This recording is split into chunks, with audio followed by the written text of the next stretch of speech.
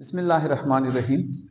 आज का नया टॉपिक चैप्टर नंबर 8 का डाइवर्सिटी अमंग प्लांट में से एवोल्यूशन ऑफ लीफ। अगर हम गौर कर लें, हमारे साथ जो प्रिमिटिव प्लांट्स थे वो लीफलेस भी थे, रूटलेस भी थे। तो आज हम देखेंगे कि लीफ की एवोल्यूशन या लीफ की ज़रूरत क्यों पड़ती है या क्यों पड़ गई और लीफ कैसे इवॉल्व हुआ, ओरिजिनेट हुआ। तो सबसे पहले हम देखते हैं कि लीफ है क्या। अगर हम एक प्लांट के लीफ को डिस्कस करना चाहें तो लीफ को कुछ हम यूं डिफाइन करेंगे। इट इज द यानी लीफ के बारे में, it is the green expanded portion of the plant. It is the green expanded part या पोर्शन या पार्ट ऑफ द प्लांट। देखिए, प्लांट के काफी ज्यादा हिस्से होते हैं। जैसे कि अगर हम देखें, प्लांट में रूट भी होते हैं जो अंडरग्राउंड पार्ट है। अगर हम एक लीफ को देखना चाहें तो लीफ एरियल पार्ट में ग्रीन एक्सपेंडेड पार्ट को कहा जाता है। अगर लीफ को देखा जाए, ये इंतहाई अहम ऑर्गन प्लांट के साथ। क्यों? इसलिए कि leaf play important role. Leaf क्या करती है? इंपॉर्टेंट रोल प्ले करती है इन प्लांट्स लाइफ। यानी एक पौधे की जिंदगी में लीफ का एक अहम रोल समझा जाता है। अगर हम लीफ के डिफरेंट रोल्स में से चंद एक इंपॉर्टेंट ले लें तो इनमें से एक रोल लीफ का यह है कि helps in photosynthesis. Helps in photosynthesis यानी लीफ में होते हैं क्लोरोफिल, और क्लोरोफिल मॉलिक्यूल लाइट को एब्जॉर्ब करने के क्या करते हैं? एबिलिटी रखते हैं। तो लीफ का अहम रोल एक फोटोसिंथेसिस। लीफ का सेकंड इंपॉर्टेंट रोल यह है कि इसके जरिए, लीफ के जरिए प्लांट एक्सचेंज करती है आप गैसेस का, यानी गैसों का तबादला करती है। देखिए, प्लांट एक लिविंग बॉडी है। इस लिविंग बॉडी को एनर्जी चाहिए। एनर्जी तब मिलेगी जब रेस्पिरेशन होगा। तो रेस्पिरेशन के लिए रेस्पिरेटरी गैस ऑक्सीजन का होना जरूरी।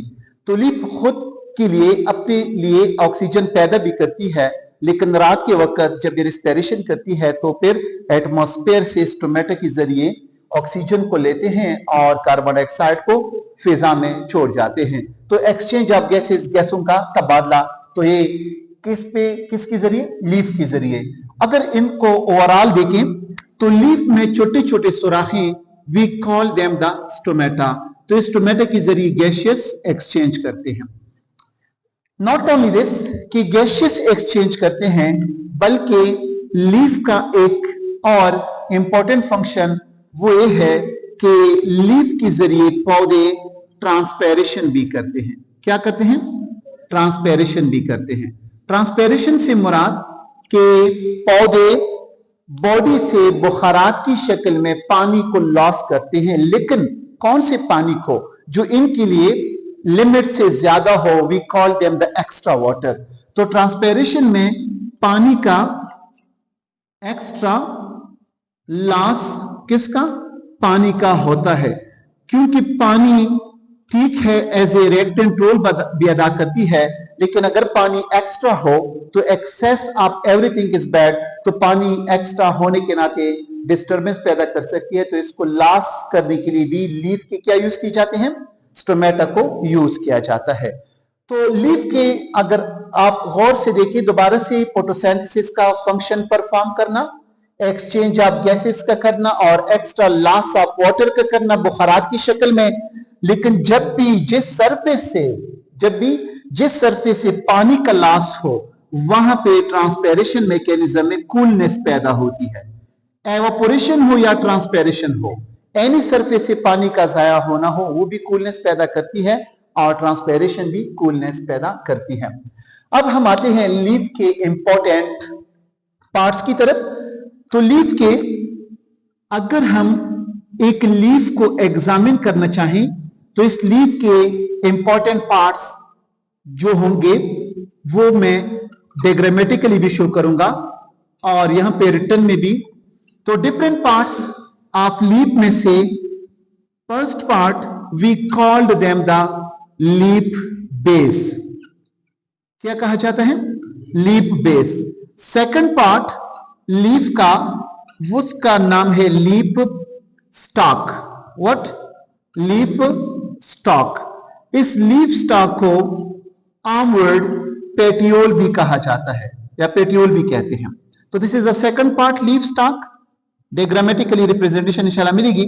और थर्ड है, उसको नाम दिया जाता है the leaf blade. Leaf blade को एक खास नाम लेमिना से भी याद किया जाता है। तो आते हैं डायग्राम की तरफ। अगर हम लीफ का एक डायग्राम ड्रा कर लें, suppose this is the leaf. किसी भी एक लीफ को ले सकते हैं आप लोग। फर्स्ट का लीफ पॉपुलर का लीफ है, यानी चिनार का है, या कोई अखरोट का है। किसी भी लीफ को अगर आप लोग डिस्क्राइब करना चाहें तो हर एक लीफ के मेन कितने हिस्से शाबस? 3 हिस्से। अब कौन सा हिस्सा लीफ बेस कहलाता है? आप लोगों ने देखा होगा कि स्टेम के ऊपर नोड्स होते हैं। स्टेम के ऊपर नोड्स होते हैं, तो नोड से लीव्स एराइज होती है। तो वो हिस्सा जो लीफ का स्टेम के साथ अटैच हो, उस हिस्से को नाम दिया जाता है लीफ बेस का। यानी ये वो हिस्सा हुआ जो क्या है शाबस? नोड से एराइज है। तो नोड से जो हिस्सा एराइज हो, उस हिस्से का नाम क्या रखा जाता है? Leaf base. तो डायग्राम में अगर हम प्रेजेंट करना चाहें तो इस हिस्से का नाम रखा जाता है लीफ बेस। यानी ये वो हिस्सा जहां पे ये नोड से एराइज है। Second part leaf stock. Leaf stock वो हिस्सा जो एक लीफ को फोटोसिंथेसिस मैकेनिज्म के लिए या एक्सचेंज ऑफ गैसेस के लिए या ट्रांसपेरेशन मैकेनिज्म के लिए फिजा में लटकाई रखती है। इस डंडी का नाम रखा जाता है पेटियोल का। क्या रखा जाता है? पेटियोल। तो पेटियोल कौन सा होगा? ए वाली डंडी पेटियोल कहलाती है।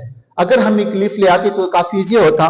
इस पेटियोल का दूसरा नाम आप लोग लिख सकते हैं लीफ की डंडी, यानी लीफ स्टॉक। पेटियोल का दूसरा नाम शाबस लीफ स्टॉक। अच्छा, अब रहता है वाला हिस्सा जो इंतहाई इंपॉर्टेंट, ग्रीन और एक्सपेंडेड होता है। क्या होता है? ग्रीन और एक्सपेंडेड। तो यहां से यहां तक का हिस्सा कहलाता है the leaf blade. Leaf blade को अगर साइंसी वर्ड में देखा जाए, इसका नाम रखा जाता है लेमिना। क्या शाबस? लेमिना। तो बेसिकली ये 3 पार्ट्स हो गए किसके शाबस? लीफ के। कि लीफ है क्या और लीफ के 3 अहम हिस्से। अब इस लीफ को अगर हम मजीद देखना चाहें, इस लीफ के अंदर हमारे साथ डायग्रामेटिकल रिप्रेजेंटेशन में एक रग या एक वेन नजर आती है। क्या नजर आती है? वेन। इस वेन का नाम रखा जाता है मिड रिब। मिड मीन दरमियान में से, रिब बेसिकली पिछली को कहते हैं। तो दरमियान में एक प्रिंसिपल वेन भी इसका दूसरा नाम रखा जाता है। क्या शाबस? Mid rib. और you can write here what? The principal. Principal जो स्कूल का हेड होता है, बड़ी, यानी यहां पे प्रिंसिपल वेन बड़ी रग, तो प्रिंसिपल वेन भी इसको नाम दिया जाता है।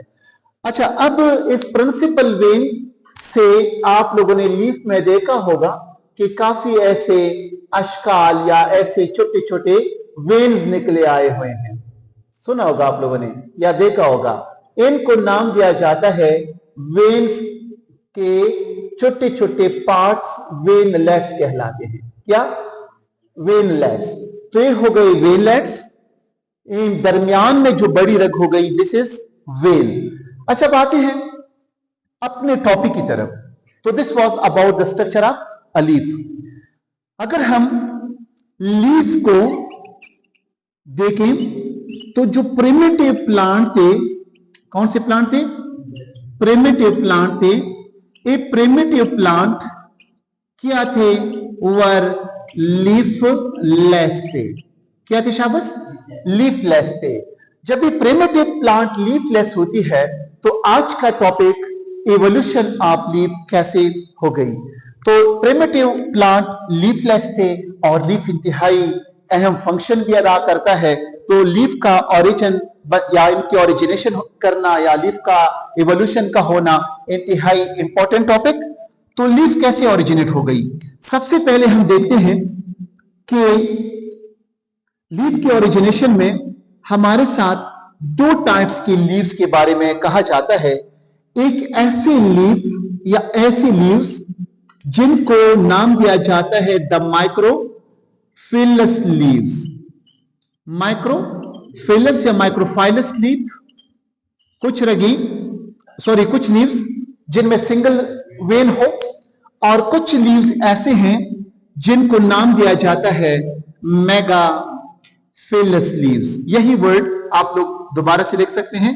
तो लीफ के बेसिक दो टाइप्स हैं अकॉर्डिंग टू व्हाट वेन्स। अगर लीफ के अंदर आप लोग देखें जस्ट वन वेन पाई जाती हो उनको माइक्रोफिलस, और अगर ज्यादा वेन्स पाए जाते हो तो ऐसे लीव्स को क्या नाम दिया जाता है? Megaphyllous leaf. आप लोग डायग्राम की तरफ आ जाए। यहां पे इसमें अगर आप देखें मैंने बड़ी यानी वेन जो ड्रॉ की है, बड़ी वेन जिसको हम प्रिंसिपल वेन का नाम देते हैं, फिर मजीद इससे छोटे छोटे वेन लेट्स बनाएं। इट मींस दैट कि जो लीफ यहां पे आप लोगों को नजर आ रही है, this is not the micro बल्कि मेगाफिलस लीफ है, क्योंकि इसमें काफी ज्यादा वेन्स पाए जाते हैं। अब क्वेश्चन यह है कि इससे पहले के पौधे प्रिमिटिव प्लांट्स लीफलेस थे, लीफ कैसे इवॉल्व हो गई? लेकिन क्वेश्चन ये है कि माइक्रोफिलस कैसे इवॉल्व हो गई और मेगाफिलस लीफ कैसे? तो डिफरेंट हाइपोथेसिस हम डिस्कस करेंगे कि माइक्रोफिलस की इवोल्यूशन किस तरह हो गई और मेगाफिलस की इवोल्यूशन किस तरीके से पॉसिबल हुई। तो हेडिंग देते हैं इवोल्यूशन का, इवोल्यूशन ऑफ माइक्रोफिलस लीफ। कौन सी लीफ? माइक्रोफिलस लीफ कैसे इवॉल्व हो चुकी है। तो हेडिंग हुआ हमारा माइक्रोफिलस लीफ के इवोल्यूशन का। तो नोट कर लें सबसे पहले कि माइक्रोफिलस लीफ है क्या। दोज लीव्स, अगर ज्यादा यानी ग्रामेटिकल लेवल पे प्लूरल लूंगा तो those leaves that have single vein, वो पत्ते जिनमें सिंगल वेन हो। और simple you can say single veined leaf को माइक्रोफिलस लीफ कहा जाता है। कहां पे थे ये लीफ? अगर गौर कर लें, मैंने ऑलरेडी एक टॉपिक में साइलोप्सिडा और मॉसेस में बताया था कि अगर इन लीफ को देखा जाए तो ट्रैक्योफाइट्स का एक ग्रुप साइलोप्सिडा और जो प्लांट्स होते हैं जिनको हम मॉसेस का नाम देते हैं, तो इन मॉसेस के प्लांट में और साइलोप्सिडा के ग्रुप में यही वन वेन लीफ पाई जाती है। ये जो बाकी बड़े पौधे हैं जो आपको नजर आ रहे हैं, जेम्नोस्पर्म है या एंजियोस्पर्म है, मेजॉरिटी एक पौधे मेगाफिलस लीफ रखते हैं।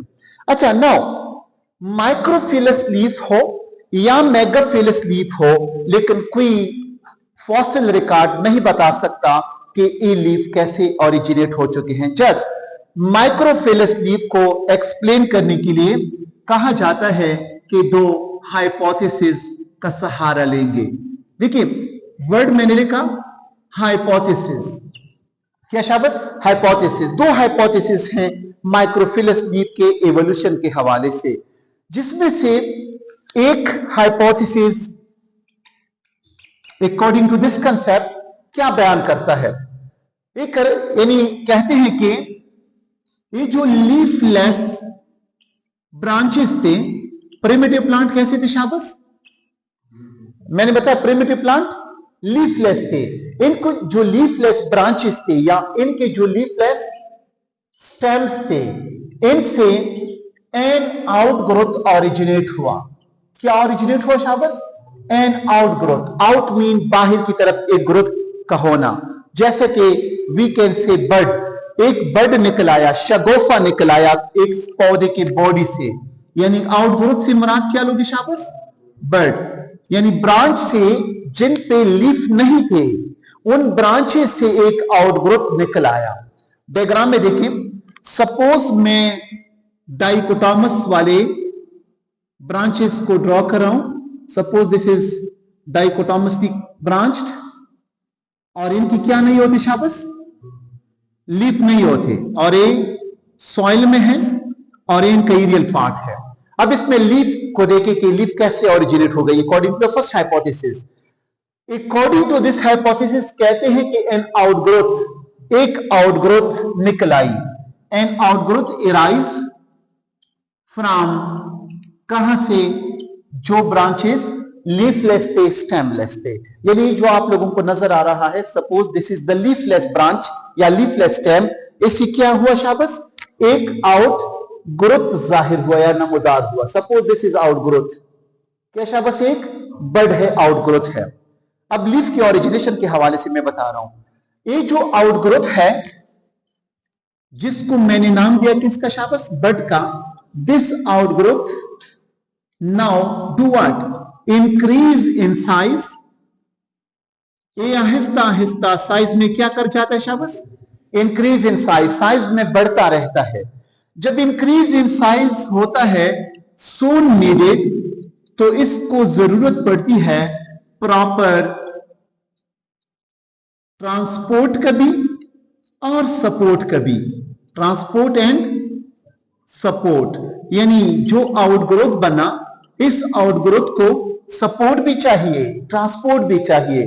ट्रांसपोर्ट से मुराद कि इसको वाटर, इनको मिनरल्स चाहिए, इनको फूड चाहिए जो इनकी ग्रीन स्टेम में बनता है। तो इस ट्रांसपोर्ट और सपोर्ट जरूरत होने के नाते, यहां पे डायग्राम में देखिए तो आप लोगों को इंशाल्लाह इंतहाई इजी तरीके से क्लियर होगा। दिस इज सॉइल, और यही प्लांट जो मैंने ऑलरेडी ड्रॉ की है, दिस इज द डाइकोटामस या फोर्क शेप प्लांट। मैंने लीफ की ओरिजिनेशन कहां से की है शाबाश? आउटग्रोथ कहां पे बनाए हैं? यहां पे। ये आउटग्रोथ अब क्या होगा? थोड़ा सा साइज में इंक्रीज होगा। साइज में क्या होगा शाबाश? इंक्रीज होगा। अब यहां पे मैंने लिखा है कि साइज में इंक्रीज होने के साथ साथ इसको ट्रांसपोर्ट भी चाहिए, सपोर्ट भी चाहिए। तो यहां की बेसिकली तो वस्कुलर प्लांट है, वस्कुलर प्लांट्स थे। इन वस्कुलर प्लांट से एक यहां पे एक वेन ओरिजिनेट होके इसके लिए दो चीजों के सहारा देने के लिए, ट्रांसपोर्ट का, सपोर्ट का रोल अदा करने के लिए एक जाइलम और फ्लेम पर मुश्तमिल मामूली सी डंडी इनके अंदर चली जाती है। क्यों? ताकि यहां पे एक बतौर सपोर्ट का रोल भी अदा करे और ट्रांसपोर्ट का। सो हम कह सकते हैं in this way a single veined leaf evolved। इस तरीके से सिंगल वेन क्या हो गई शाबाश? इवॉल्व हो गई। तो this was about the first hypothesis about the what evolution of microphyllous leaf. Second को देखें। सेकंड इवोल्यूशन या सेकंड थ्योरी या सेकंड हाइपोथेसिस, उसके बारे में ये स्टेटमेंट है। अभी मैंने कहा कि we don't have any correct answer about the evolution of leaf, नहीं कह सकते कि कौन सा आंसर ठीक है, लेकिन कुछ लोग ऐसे कहते हैं कि ऐसा बर्ड निकल आया। कुछ लोग सेकंड नंबर हाइपोथेसिस पे यानी यकीन रखते हैं। कैसे? माइक्रोफिलस लीफ के हवाले से बता रहा हूं। तो यहां पे देखिए, यही प्लांट जो क्या थी शाबाश? लीफलेस थे। क्या थे शाबाश? लीफलेस थे और रूटलेस थे, राइजोइड्स इनके बारे में सेकंड इवोल्यूशन का सेकंड हाइपोथेसिस माइक्रोफिलस का। According to this hypothesis second one, यहां पे नोट कर लें, इंतहाई simple. According to a second hypothesis, second hypothesis क्या कहती है? सेकंड हाइपोथेसिस के मुताबिक कहा जाता है कि जो फोर्क्ड ब्रांचेस थे, कौन से ब्रांचेस? फोर्क्ड ब्रांचेस, इनकी साइज में रिडक्शन हो गई, इनकी साइज में रिडक्शन हो गई, साइज में छोटे हो गए। जब इनकी साइज में रिडक्शन होती है तो रिडक्शन होने के साथ साथ आप लोगों को नॉलेज में होगा कि ऑलरेडी इसमें वस्कुलर बंडल होते हैं, मीन इसमें जाइलम भी है, फ्लूइम भी है। जब इनकी रिडक्शन हो गई, किनकी रिडक्शन होती है? ब्रांचेस की, फोर्क ब्रांचेस की। तो already they contain xylem and phloem, तो रिडक्शन होते ही क्या होंगे? ऐसे लीफ लाइक कुछ स्ट्रक्चर्स नमदार होते हैं जो ब्रांचेस नहीं रहते बल्कि ऑलरेडी एक वेन वाले लीफ बन जाते हैं। Now according to second hypothesis, इस हाइपोथेसिस में कहा जाता है कि जो फोर्क ब्रांचेस हैं ऑलरेडी प्रिमिटिव प्लांट के जो लीफलेस थे, इनके फोर्क ब्रांचेस, इनके जो फोर्क ब्रांचेस हैं, इन फोर्क ब्रांचेस में रिडक्शन हो गई है। क्या हो गई शाबाश?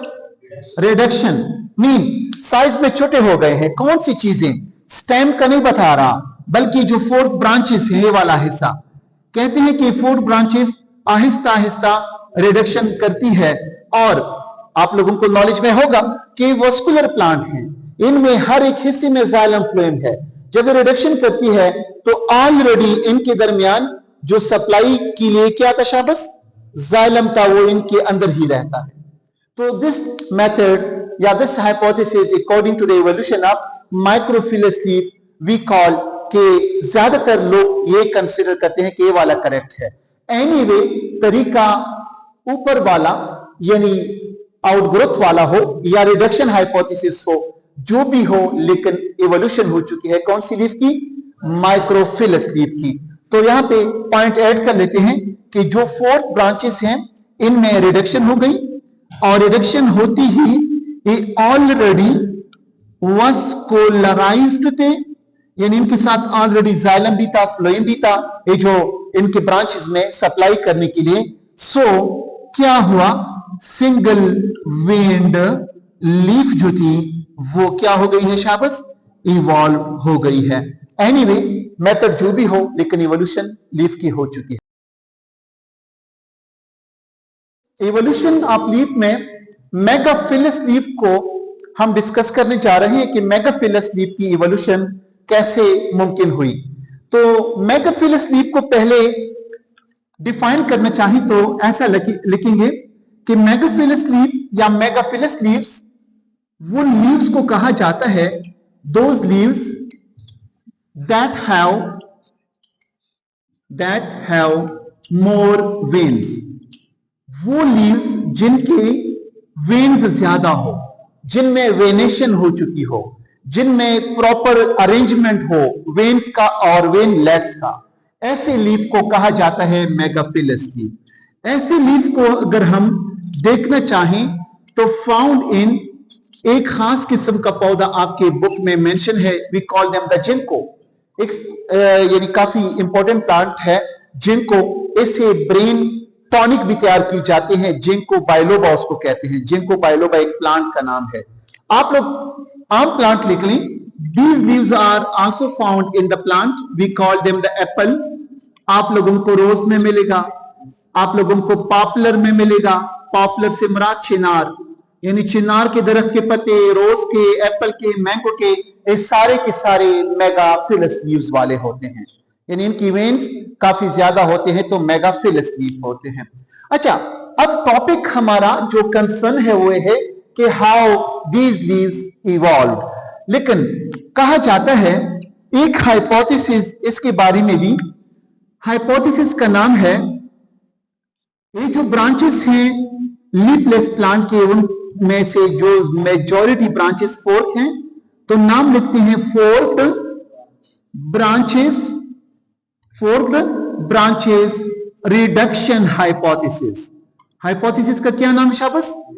फोर्क्ड ब्रांचेस रिडक्शन हाइपोथेसिस।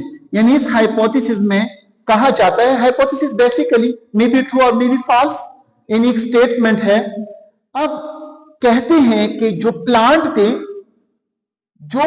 लीफलेस थे, प्रिमिटिव थे, उनकी ब्रांचेस फोर्क थे, उनके फोर्क जो ब्रांचेस थे क्या थे, फोर्क ब्रांचेस जो थे, उन फोर्क ब्रांचेस में रिडक्शन हो चुकी है। क्या हो चुकी है शाबाश? रिडक्शन। लेकिन इस हाइपोथेसिस को मैं कुछ सब हेडिंग्स में डिवाइड करता हूं, जिनमें से एक का नाम है प्लेनेशन, एक का नाम है प्लेनेशन, एक का नाम है रिडक्शन, और थर्ड वन का नाम है वेबिंग। क्या? वेबिंग। यानी 3 सब हेडिंग्स में इस हाइपोथेसिस को इजीली एक्सप्लेन कर सकते हैं। यहां पे डायग्राम अगर हम ड्रॉ करना चाहें गौर से, this is the primitive plant या ब्रांच, और ये जो प्रिमिटिव ब्रांच है यहां पे मैं ड्रॉ करूंगा और यहां पे लिखूंगा व्हाट, सॉइल, और ये फोर्क शेप ब्रांचेस हैं। क्या शाबाश? Fork shape branches. अब देखिए गौर से इस हाइपोथेसिस को समझने की कोशिश कर ले। कहा जाता है कि सबसे पहले प्लेनेशन होती है। प्लेनेशन से मुराद जो फोर्क ब्रांचेस हैं, ये जो ऊपर सिरम पे हैं, ये आपस में एक दूसरे के करीब आ जाते हैं। क्या आ जाते हैं शाबाश? करीब आ जाते हैं। यहां पे आप लोग देखें गौर से, ये जो मेरे हाथ में मार्कर है, सपोज ये डाइकोटामस ब्रांचेस हैं, ये इनके फोर्क ब्रांचेस हैं, ये आहिस्ता आहिस्ता ऊपर टॉपिंग यानी ओवर टॉपिंग भी इसको कहा जाता है, ओवर टॉपिंग। क्या कहते हैं शाबाश? ओवर टॉपिंग, यानी ऊपर की तरफ, यानी टॉप पे इनका आना। तो ओवर टॉपिंग करते हैं, एक दूसरे के काफी करीब आ जाते हैं। जब करीब आते हैं, उस करीब आने के बाद अपने साइज को रिड्यूस कर लेते हैं, अपने साइज को रिड्यूस कर लेते हैं। आप लोगों को इल्म में होगा कि हर एक ब्रांच में जाइलम, फ्लोएम यानी वस्कुलर बंडल होता है। अब देखिए इस लीफ को, ये ऑलरेडी जब वो टॉपिंग करती है और एक दूसरे के करीब आती है, क्या आती है शाबाश? करीब आती है। इनके जो दरमियान वाला हिस्सा है, अब इसके बारे में देखें। कोई था ना यानी दरी खबरी जी की बस टॉपिक खत्म ना है दी की तरतीब से है तो सब कोई कम में बसो के पहला मोता गोड़ा उर्दू या यूर अवल बचे वशी दा हाइपोथेसिस ये सवाल प्लेनेशन वशी दा टॉप बोंदी कुम शखु नदी दाब आटुल से वगर बलता नगदी रोशी चेशी नगदी रोशी अगना बाद भी ऑलरेडी की जाइलम फ्लेम्स तक उसको मुखड़े ग्रोम चुरा सर मरकज सब की खपल से बितरी अब जाइलम अगना बाद बदाखलो की नगदीशी सकला नगदीशी साइज भी वो पूरे की दल शी लग बगश लग संगी दख के रिडक्शन में तरो अगना बाद कुम खाली जैसे पोते रहे दाबो वेबिंग दिए मरगवी खपो की जॉलता दे बदा जॉल डाकशी सकला जॉल डाकशी दा इलाका वर्षद से लीफ गोंद की स्ट्रक्चर जुड़शी और जुड़ाऊं ठीक शो वेबिंग दिए जॉलता मतलब दाई मोगती दी दे मोगो तो माज खाली जे न दी की मतलब सेल्स रोजी लक संगी तो सो की पर वाला दस्ताना कसे मिसल दा से जुड़शी मरगवी खपा कसे खबर नहीं बोश हुए। अच्छा now evolution of megaphyllous leaf में हम एक हाइपोथेसिस को बतौर सैंपल लेंगे जिसमें कहा जाता है 4 ब्रांचेस रिडक्शन हाइपोथेसिस को। इस हाइपोथेसिस को हम 3 सब हेडिंग्स में डिस्कस कर सकते हैं, जिसमें से एक का नाम है प्लेनेशन, दूसरे का नाम है रिडक्शन और तीसरे का नाम है वेबिंग। यानी अकॉर्डिंग टू दिस हाइपोथेसिस सबसे पहले ये जो 4 ब्रांचेस हैं, क्या है शाबाश? 4 ब्रांचेस हैं। ये 4 ब्रांचेस या डाइकोटामस की जो ब्रांचेस हैं, ये सबसे पहले ओवर टॉप कर जाते हैं और एक दूसरे के near mean come together. What? Come together, आपस में इकट्ठे हो जाते हैं, नियर आ जाते हैं, नजदीक आ जाते हैं एक दूसरे के, और नजदीक आते ही आपस में क्या करते हैं, साइज इनकी रिड्यूस हो जाती है। क्या हो जाती है शाबाश? साइज इनकी रिड्यूस हो जाती है। और लास्ट स्टेज में, कौन से स्टेज में? लास्ट स्टेज में। अब देखें ये 4 ब्रांचेस हैं, इनकी साइज में भी रिडक्शन की मैंने, और एक दूसरे के करीब भी आ गए, और यानी इनकी प्लेंटेशन हो गई और ओवरटॉपिंग हो गई। उसके बाद ये जो स्पेसेस हैं, इस प्रोसेस को नाम दिया जाता है वेबिंग का। अब वेबिंग को गौर से देखिए। लेटर स्टेज में क्या होगा? Webbing starts. वेबिंग में होता क्या है? अगर हम वेबिंग को देखें, वेबिंग के दौरान ये जो फोर्क्ड ब्रांचेस हैं, जो ऑलरेडी साइज में रिड्यूस भी हो चुके हैं, तो इनके अंदर मीजोफिल सेल्स की फॉर्मेशन होगी। किसकी होगी शाबाश? मीजोफिल सेल की फॉर्मेशन अकर होगी। जब इनके खाली स्पेसेस में मीजोफिल सेल जो लीफ के साथ क्लोरोफिल कंटेनिंग सेल, इसके दो टाइप हैं, पेरिसेड और स्पॉन्जी।